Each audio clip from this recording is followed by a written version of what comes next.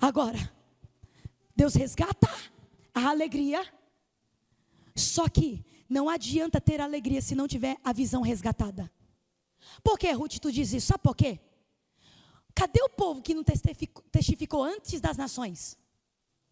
O milagre não está acontecendo com eles, o novo tempo não está acontecendo com eles, mas são as nações que vão ver antes deles. O povo está distraído. Então Deus, Ele resgata a alegria e depois toca na visão do povo. Por que tu diz isso, Ruth? Sabe por quê? Sabe por que o povo vai demorar para enxergar o que Deus está fazendo? Porque quando eles chegam em Jerusalém, eles se deparam com o quê? Ainda com os muros destruídos, ainda com as portas queimadas, ainda com o templo no chão, ainda com as casas derrubadas.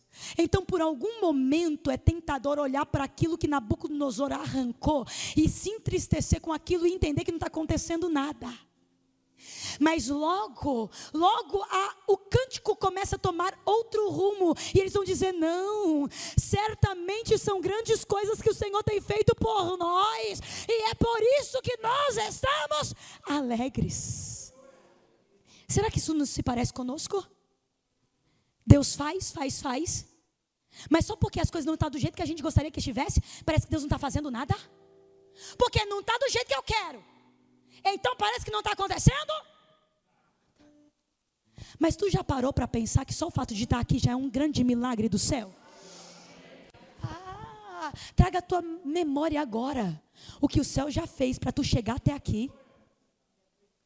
Se não fosse a mão de Deus.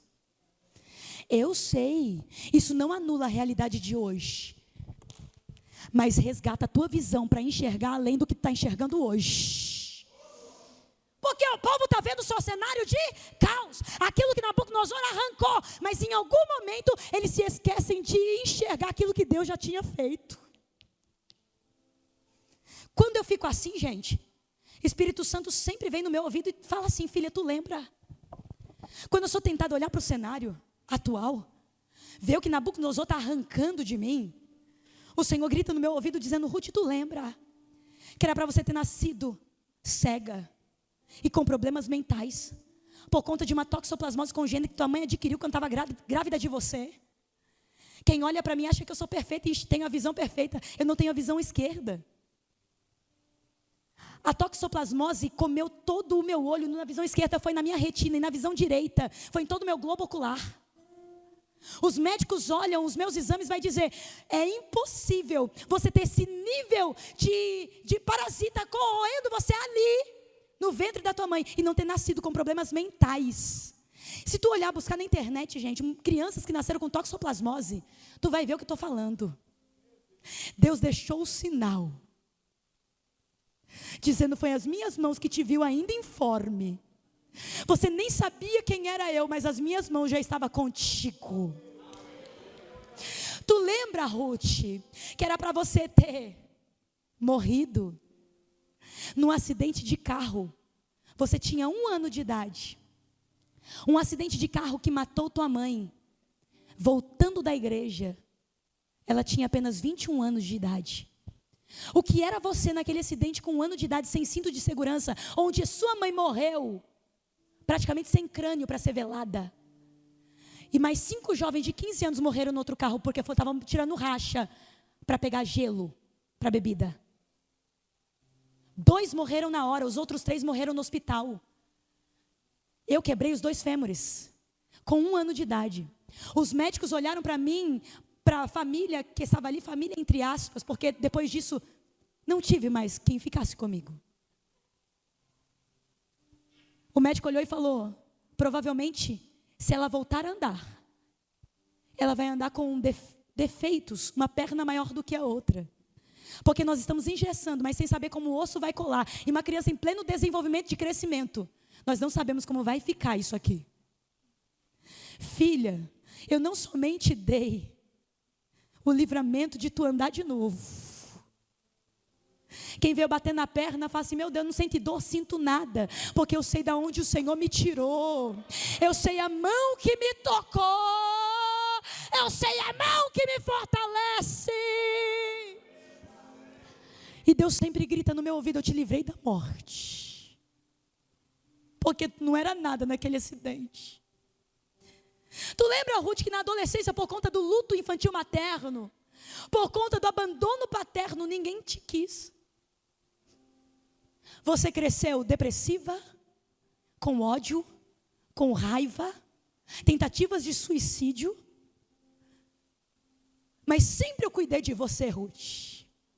Porque quando não tinha ninguém mais para estar com você, eu preparei um casal para te ajudar. Eram os pastores da minha mãe, que me adotaram. E eu posso dizer que eu ganhei mais do que eu perdi. Porque eu não ganhei só uma mãe, eu não ganhei só um pai, eu ganhei um homem e uma mulher de Deus, que me ensinaram o caminho do céu e me ensinam até hoje, não com palavras, mas com exemplo. Tu lembra, Ruth, que quando tu casou, tu queria ser mãe? E o médico chegou para nós e disse: desistam. Não há possibilidade de gerar. Eu fiz tudo o que tinha que fazer. Vocês acreditam em Deus? Tu lembra, Ruth, que o médico falou: não dá, não tem jeito, mas fui eu que decretei dizendo: essa semente vai nascer para a minha glória. Quem vê a Pietra andando aí não sabe que ela foi gerada pelo coração de Deus.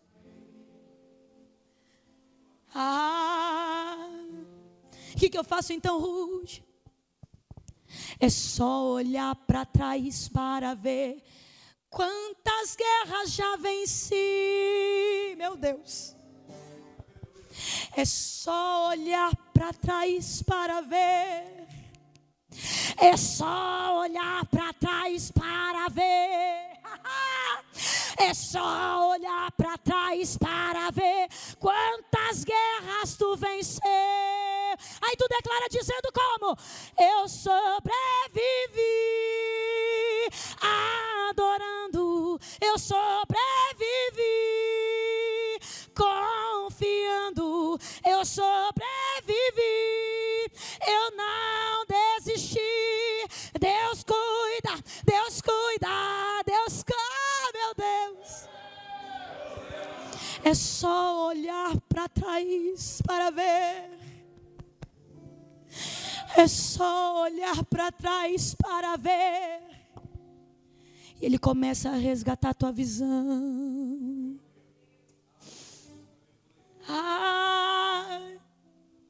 Ele começa a resgatar a tua visão para ver quantas guerras eu já estive aí.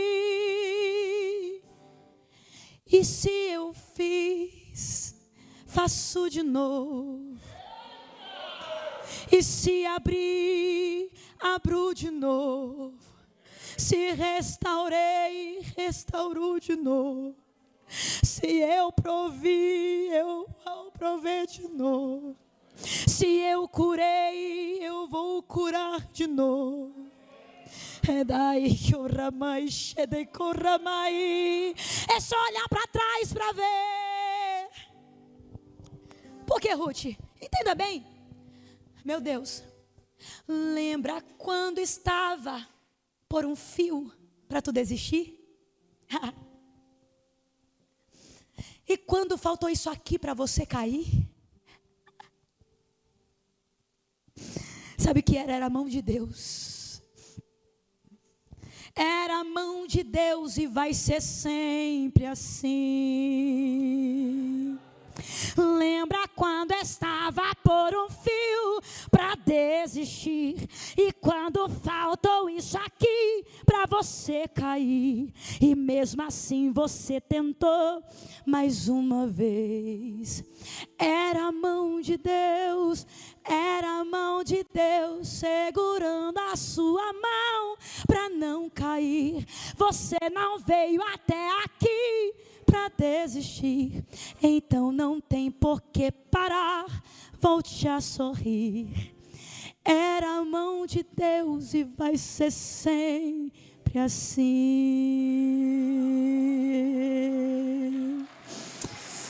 Ei, Deus está resgatando a visão. Deus está restaurando a tua visão. Pode estar vivendo a enfermidade, o caos ao seu redor, mas tu olha para aquele que fez. E se ele fez, ele faz de novo, porque ele é Deus. Ele é fiel e cuidai dos seus. Continue, mas Deus toca na tua visão. Não olhe para aquilo que foi roubado, não. Olhe para aquilo que Deus vai fazer então.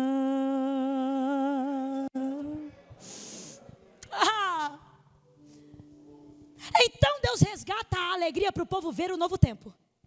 Só que eu não consigo viver o novo tempo mesmo estando alegre se a minha visão não estiver alinhada com o céu e com aquilo que Ele está estabelecendo. Porque não adianta eu estar alegre e não enxergar nada. O Senhor então diz: eu trago alegria, toco nos lábios, mas também toco nos olhos, para tu enxergar além daquilo que foi roubado. Só que Deus não apenas toca no coração na alegria. Deus não apenas resgata a visão para eles enxergarem além, como também começa a resgatar a boca daquele povo. Porque não adianta eu ter alegria, o coração ser resgatado. Não adianta a minha visão ser resgatada se a minha boca não entende o que está acontecendo. A boca mata, porque a palavra é uma semente. Aí eles vão começar a clamar. Porque eles começaram a entender, a nossa alegria movimentou nações. E agora a gente começa a ver e enxergar o que Deus está fazendo, porque Ele já fez, Ele é capaz de fazer de novo. Porque o povo ainda não estava vivendo a restauração. Eles estavam no lugar que Deus queria que eles estivessem, mas ainda está tudo derrubado. Agora Deus vai começar a resgatar o clamor.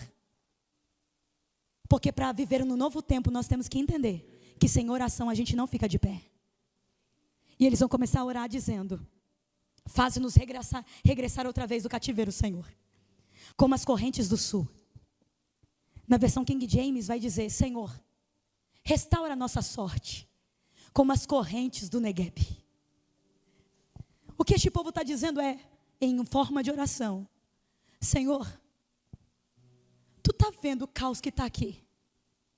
Começa a restaurar este novo tempo aqui, e a gente começar a enxergar, começa a restaurar todo este lugar.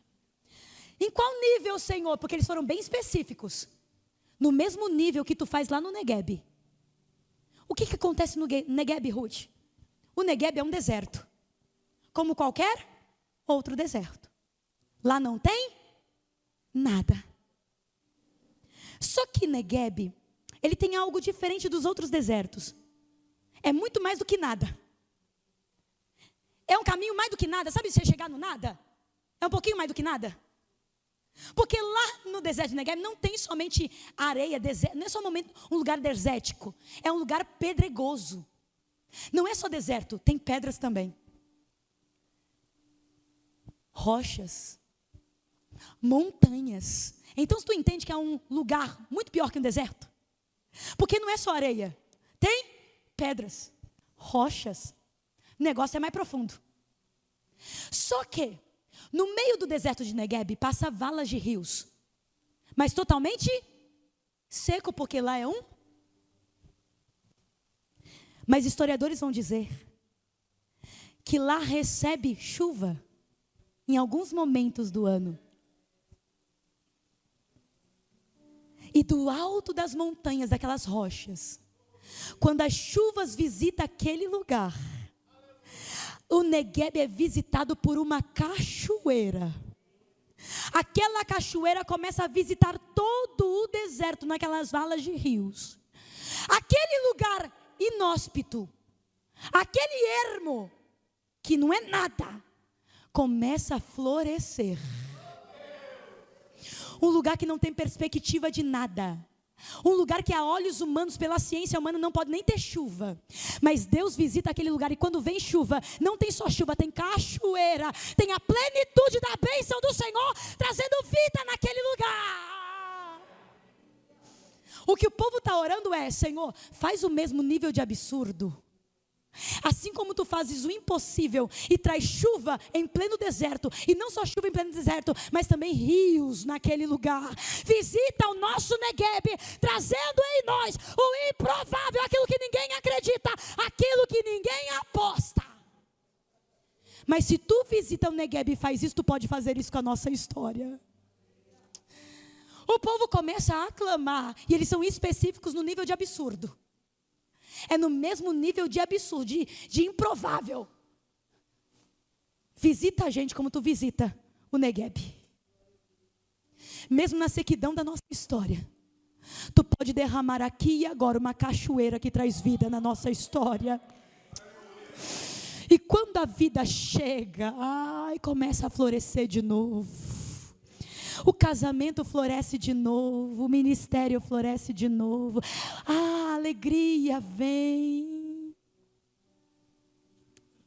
Porque o povo começa a clamar. Deixa eu falar uma coisa para você. Teu clamor muda a realidade de ambientes. O teu clamor movimenta o impossível que ninguém acredita. Eu vou repetir para você entender. O teu clamor muda realidades de ambientes que são impossíveis a olhos humanos. E quando começa a acontecer, médico não tem explicação. Advogado não sabe como aconteceu. O INSS não sabe como que foi concedido. O que é isso? Não sei. Foi Deus que visitou o meu Negueb. Foi Ele que mandou chuva e cachoeira neste